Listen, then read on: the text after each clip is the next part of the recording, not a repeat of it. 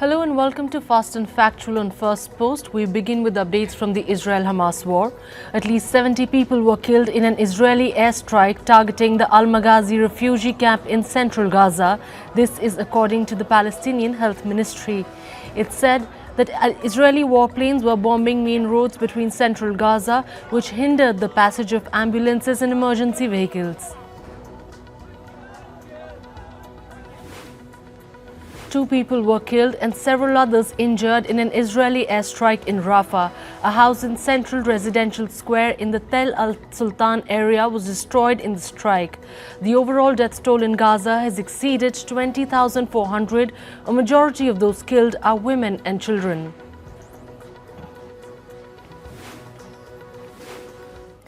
Meanwhile, another Israeli airstrike wounded several, including children, in Gaza's Khan Yunis city. Medics tended for 4 young children cramped together on one bed in the Nasser hospital. Video showed Palestinians searching through rubble for those trapped under. Some residents decried Israeli bombardment in the area, saying that it was supposed to be a safe zone.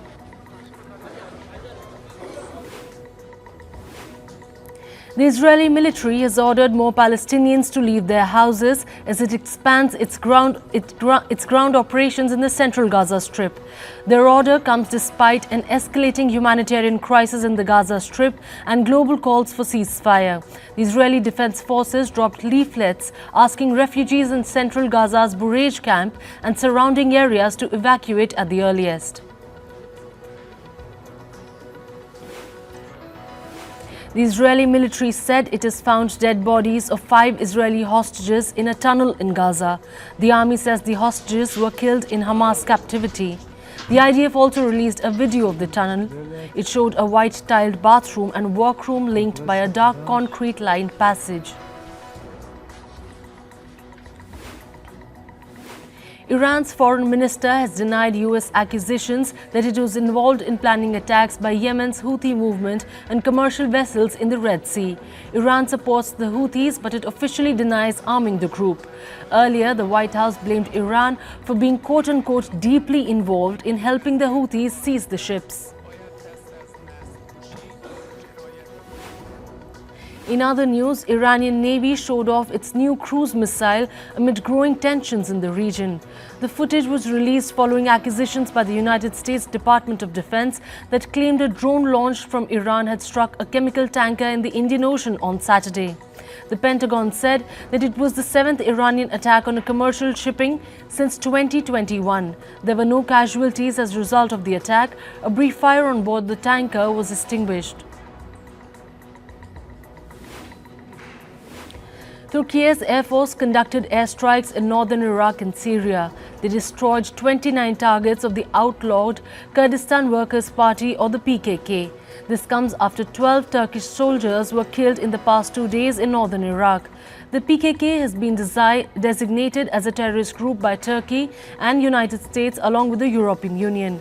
Turkey regularly carries out airstrikes in neighboring Iraq as part of its offensive against PKK militants based there.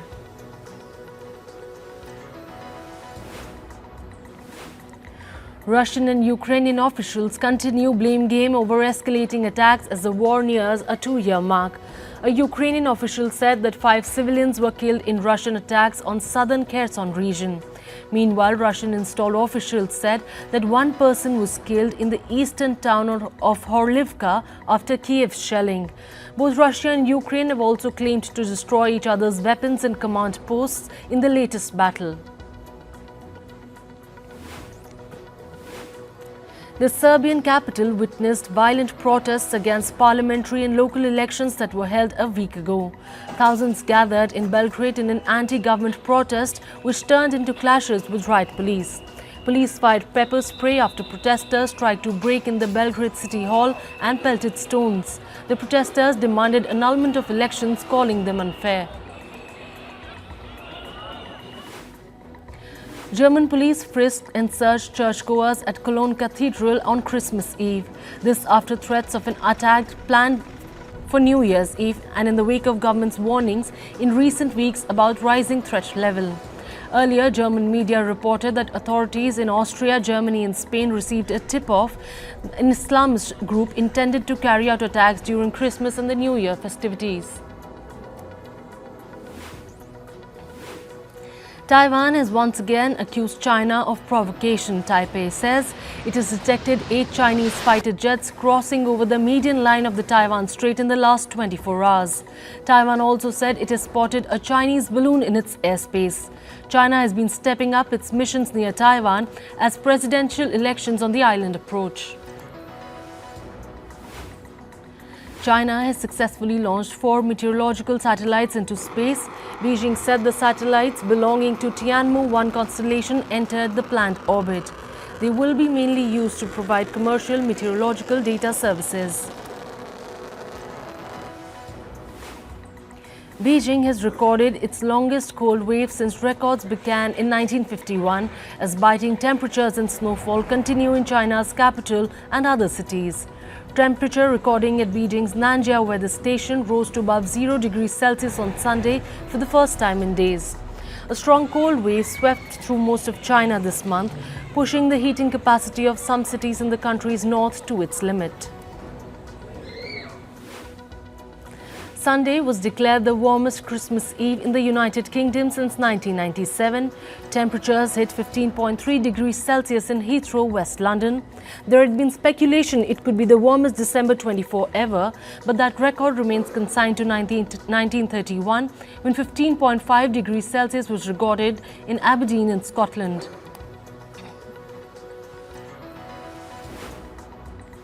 On to business and tech news. Apple has reportedly opened negotiations with major news and publishing organizations. The big tech firm is seeking permission to use their material for the development of its generative artificial intelligence systems. Apple has reportedly proposed multi-year deals worth at least $50 million to license the archives of the company's news articles. ChatGPT maker OpenAI is reportedly in talks to raise a fresh round of funding. It is likely to raise the funding at a valuation of about $100 billion. The terms, valuation and timing of the funding round have not been yet finalized. The report adds that OpenAI also had discussions to raise funds for a new chip venture with Abu Dhabi-based artificial intelligence company G42. Meta Platforms, the parent company of Facebook, has been fined in Italy.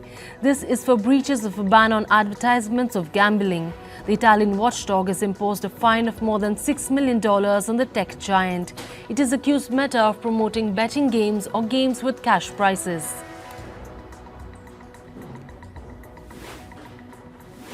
US chip maker Nvidia and its employees have donated $15 million to Israel and foreign non-profit organizations. This is to support civilians affected by the Israel-Hamas war. Nvidia also said it had donated hundreds of computers to families evacuated from the north and south of Israel. It noted that the donation was the largest humanitarian fundraiser in the company's 30-year-old history. Denmark's Maersk is prepared to resume shipping operations in the Red Sea. The company said the move comes following the development of a US-led military operation to ensure the safety of commerce in the area. Earlier this month, the shipping giant suspended all its activities in the region that was following attacks by Yemen's Houthis against its ships. A Belgian court has ruled that Deliveroo courier riders should be classed as employees. It overturns an earlier judgment that was in favor of the British food delivery company. Under the new classification, the riders will enjoy more benefits like paid time off and insurance. In 2018, 28 bicycle couriers, together with unions, started a lawsuit against Deliveroo, demanding the status of an employee. Alo Holdings, the parent company of adult website Pornhub, will pay $1.8 million to the US government. This is to resolve a charge of profiting from sex trafficking. Pornhub and other adult content sites owned by Alo have come under fire for a history of negligence and in moderating third-party uploads of adult content. 197 Communications, parent of fintech platform Paytm, has reportedly laid off more than 1,000 employees at multiple units. The job cuts reportedly took place over the last few months. The move has likely affected at least 10% of the firm's overall headcount. It comes as Paytm looks to cut costs and realign its various businesses. South Korea has decided to impose a total fine of more than $20 million on two global investment banks and a local unit of one of the firms for naked short selling. Naked short selling is a notorious trading practice of a trader shorting assets without first borrowing them. This marks the nation's largest ever penalty against the illegal practice. Nigeria's central bank has lifted a ban on transacting in cryptocurrencies. In Feb 2021, the Central Bank of Nigeria barred banks and financial institutions from dealing in crypto assets. This was over potential concerns of money laundering and terror financing. However, last year, the country's markets watchdog published regulations for the crypto sector. This was in efforts to find a middle ground to regulate the use of crypto assets instead of outrightly banning them.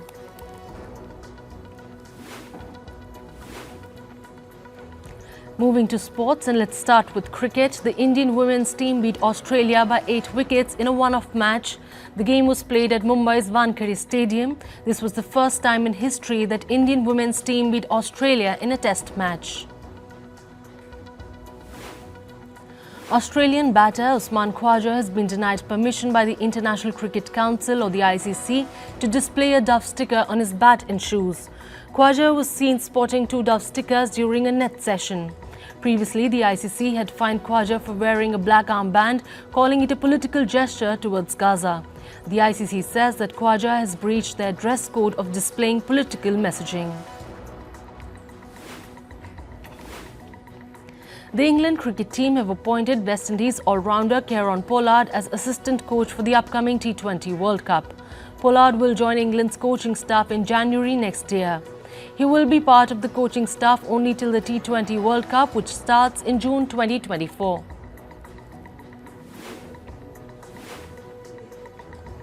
In football, Manchester City beat Fluminense 4-0 to lift the World Cup. Julian Alvarez scored a double for Manchester City. Fluminense defender Nino scored an own goal to add to their woes. Phil Foden scored the 4th goal to seal the win for the Sky Blues. City have become the first English team to hold the Premier League, FA Cup, Champions League, Super Cup and a Club World Cup all at the same time. Wolverhampton Wanderers beat Chelsea 2-1 in Sunday's Premier League match. The game was scoreless in the first half. Wolves took the lead in the 51st minute. Both teams scored a goal each in second half injury time. With the win, the Wolves are 11th in the Premier League table. They are currently 1 spot behind Chelsea but are tied at 22 points each. Arsenal drew 1-1 with Liverpool in an intense match. Both sides scored a goal each in the first half itself. Arsenal opened the tally in just the 4th minute with a strike from Gabriel Maghazi. Liverpool equalised in the 29th with a screamer from Mohamed Salah.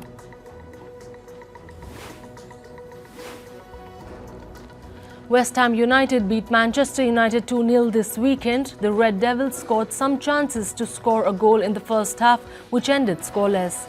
In the second half, Jarrod Bowen and Mohamed Kudus scored for the Hammers. With the win, West Ham United have climbed to the 6th spot in the Premier League. British billionaire Jim Ratcliffe has agreed to buy 25% stake in Manchester United. The announcement comes 13 months after the club owners, the Glazer family, stated they wanted to sell their stake. The deal will be worth almost $1.3 billion. Ratcliffe will also invest $300 million into the club's home turf, the Old Trafford.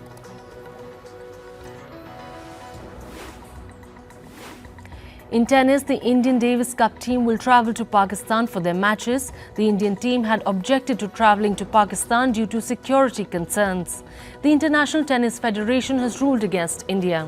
If the Indian team fails to travel to Pakistan, a walkover will be awarded to the host country.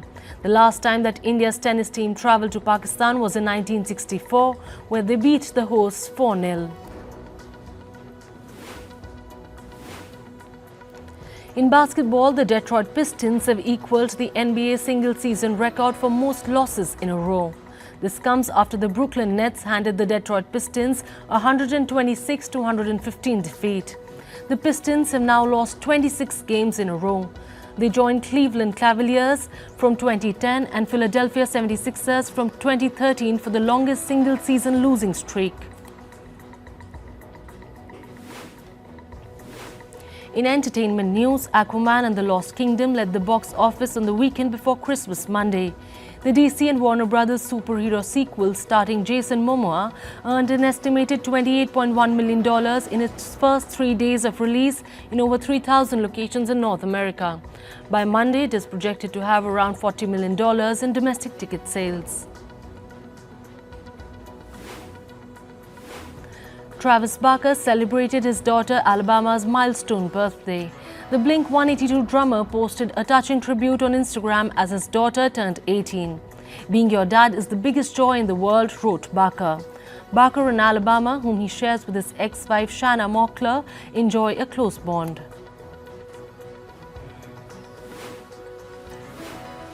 Sophie Turner and Joe Jonas's 2 daughters are celebrating Christmas and the New Year holiday in the UK with their mother.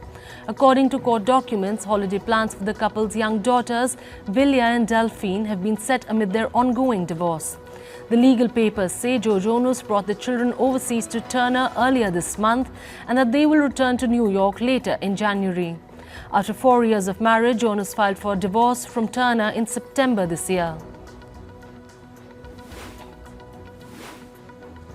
The annual Christmas Carol concert hosted by the Princess of Wales Kate was broadcast on Sunday as part of the Royal Carols Together for Christmas. The Princess of Wales had hosted the concert earlier this month and was joined by husband Prince William, who gave a reading during the service at the Abbey. The event featured musical performances by singer-songwriter Freya Riddings, a duet from soul artist Beverly Knight, and US singer Adam Lambert.